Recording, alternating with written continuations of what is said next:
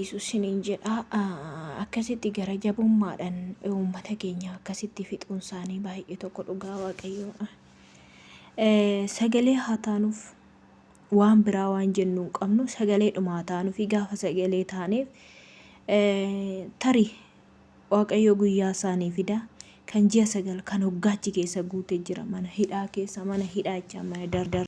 Innaa lammiin keenya akkanatti gadduun isaanii akkatti dhiphachuun isaanii dararamuun isaanii baay'ee tokko nama gaddisiisa. Otoo immoo ta'e bishaan kennanii fi bakka waanuma hundarree shaaworiin illee jiraate midhaan irree kennanii fi nyaata kennanii fi hidhamanii tumallee bahanii gaariidha. Maal akka isaanitti dhaga'amu beeku. Kana uummata rabbiin sodaatu jedhu. Rabbiin maal sodaatu? Rabbiin sodaachuu jechaan uummata ijoollee kana dararaniiti. Rabbiin kan sodaatu isaanis nu'is tokkuma barra. Wanti isaanii galuu qabu jechaadha. Wanti garaagarummaa tokkollee nu godhe hin jiru. Dhugaa waaqayyo waan dhaloota kanaa achi keessatti isaan haa yaadatu. Mootummaa maal qabnaa miti. Otoo mootummaa qabaanne silaa hin galaa uummanni keenya akkasitti hin dhumu. Mootummaan otoo argee jechaadha. Otoo biyyi keenya nagaa qabaate wanti uummanni kun biyyaa bahee akkasitti dararamuuf hin jira biyya ormaa keessatti. Biyya ofii keessatti bishaan gurraacha yoo dhuganiyyuu yoo biyyattiin nagaa qabaatte qaansiraas hojjetatanii bakka waanuma kamiyyuu yoo ta'e dalagatanii too ittiin jiraachuu danda'u biyya ofii keessatti. Biyya ofii nagaan qabdu biyya ofii keessatti du'a jira, dararamuu jira, waan baay'eetu jira. Kanumarra jedheetu ijoolleen kun akkasitti biyyaa bahanii kottee isaaniitiin deemanii baharaarra deemanii warratanii of jijjiirradhanii biyyaa bahanii akkasitti immoo yeroo mana hidhaa keessatti akkatiin dararanii maali balleessan isaanii dhugaa ana waan gaaffii natti ta'u keessa maali balleessan isaanii maal balleessan isaan jalaa atammoo maal godhan hojjetatanii of jijjiiruu qofa isaan hojjetatanii galuu qofa maal isaan godhan an akkasittiin qabaniitu mana hidhaa keessatti darabataniitu akkaattiin ijoollee xixiqqishuu tana dhugaa waaqayyoo ijoollee akka xixiqqishuu tana an achi keessatti faadeessee jira dubartii garaatti baattu. Kuni uummata dhugaa rabbii uummanni Suudi Arabiyaa kuni uummata sirma isaa bakka ani dhugaa rabbiidhumallee kan hin sodaanne bara rabbuma isaanii kan hin sodaanne maqaa rabbiit irratti waamama malee akkamitti akka uumaa isaanii sodaanne gara jabummaa dubartii ulfaa mana hidhaa keessatti gadi darbachuu gara jabummaa bakka ijoollee xixiqqoo akkasittiin mana hidhaa keessatti dararuu maal akka isaanitti dhaga'amu hin beeku. Dhugaan waan biraan jedhu waan rabbiidhumti uummata kana baaseetu nagaadhaan isaan haa galchu. Kan waan godhoodhaaf wachiisatti of ajjeesuudhaan of ajjeesanis reeffuma isaaniirra gara biyyaa hin geessan ajjeesurra irree obsuudhaan amma lubbuun ofii nama keessa jirtutti gaafa rakkoon immoo namatti baay'ate waan godhan yoo dhabanis immoo lubbuu ofii kanatti murteessu.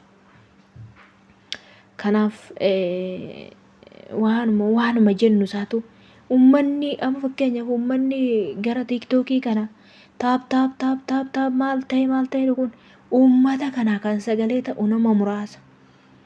Maali obboleessa ofiiti obboleettii ofiiti sagalee yoo ta'an bakka waaqayyo guyyaa fida namootumatti yoo iyyan bakka sagalee dhuma baasaniituma maal hodhaniituma yoo iyyan sagalee yoo ta'anii tarii guyyaa fidaa fi waan isa iyyuma sagalee dhuma akkatti iyyan kanaan maal hin dararamuun akkana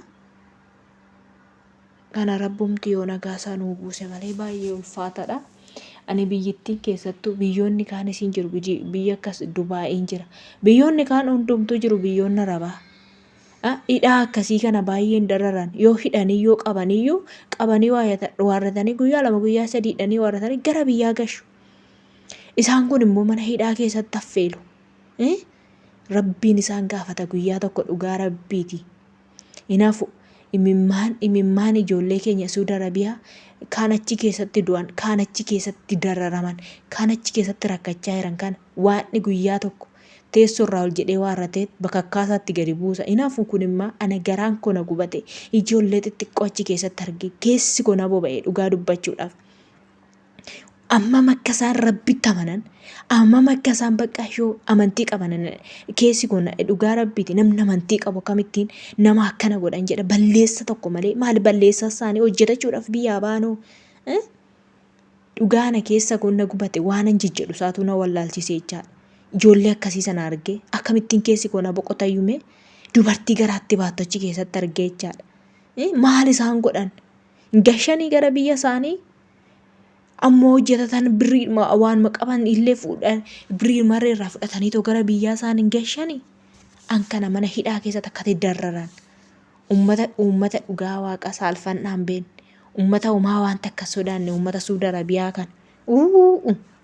Rabbiin uummata keenya nagaadhumaan haa baasu dhugaa. Du'a isa du'ees nagaadhuma reeffuma isaarree gara biyyaatti akka gashu. Isa jirus ijoollee xixiqqoo kana achi keessaa rabbi isaan haa baasu. Daa'ima xixiqqishuu kana maal ijoollee maal balleessite daa'imni xixiqqoon tun daa'ima xixiqqishuu tanallee ilaalanii maa ijoollee akkuma isaanitti kan da'an akkuma ijoollee isaanitti jaallatanitti keenya uumaan jaallanne akkasitti nu jala darraran.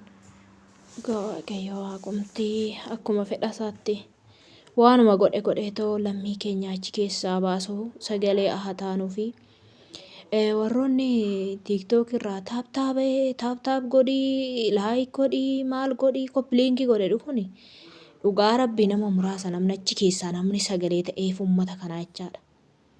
Hundi ishii waaniitu irra gaammoo guyyaa tokko hin hanqatu jechaadha. Ani keessattuu viidiyoo isaan waraabanii gad lakkisan akkasitti dubartoonni gar tokko dhiirota akkasitti rabarrabamanii mana tokko keessatti akka nyuutu irra ciciisan kana dhugaa waaqayyo isa laalee keessi koo nagadde. Keessi koo baay'ee tokko nagadde. Kanaaf waanuma isaan naa galuu didi kana abaarsa wayiiti ta'uu maalidha akka ta'e. Ilmi namaa kun akka itti garaa jabaatu.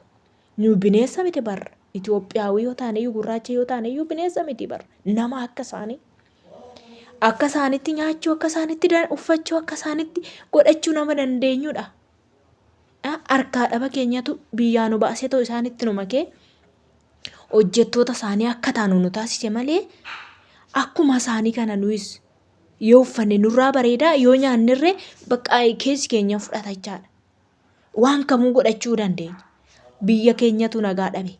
Harkaa dhabni keenyas immoo harkaa dhabni saree nama gootedhani. Kanumatu isaanitti nu dabalee deebi'ee isaan nu dararsiisa malee waan biraa miti. Kanaafuu dhugaa rabbi innaa an akka kootti keessi koo baay'ee nagaa na dhabe adaraa keessa sagalee taa'aa warroonni sagalee taa'uu dandeessan. Ijoollota xixiqqoo kana ijoolluma xixiqqoo kanaa jedhaati jechaadha. Haatillee uumaa miti dubartii ulfa joo. Yaa rabbii haraara nuu godhi biyya lafaa kanatti. Kun cubbuu haraam jedhasan haraam jechuun isa kana tokkoffaa kan ga'e hin jiru. An kana ga'e gonkumallee hin jiru. Dhiifama isaallee an hin beeku akkamiin akka argatan rabbi bira. Hamma fedhan iddoo kadhatanii kana dhiifamuma isaallee hin argatu hin jedhu. Ijoollee akkanatti dararaa uummata keenya akkanatti fixaa hin argatu dhiifama keessi koo nan jechisiisu jechaadha. Kanaafuu isuma kana isiniin jechuu barbaade keessi koo waan nagaddeef dhugaa rabbi dubbachuudhaa fi kanaaf uummata koo sagalee haa taanuu fi roonni amma ammatti na dhaggeeffattan hedduutu akka galatooma laayik sheer gochuu hin dagatinaa isiniin jedhaa galatooma.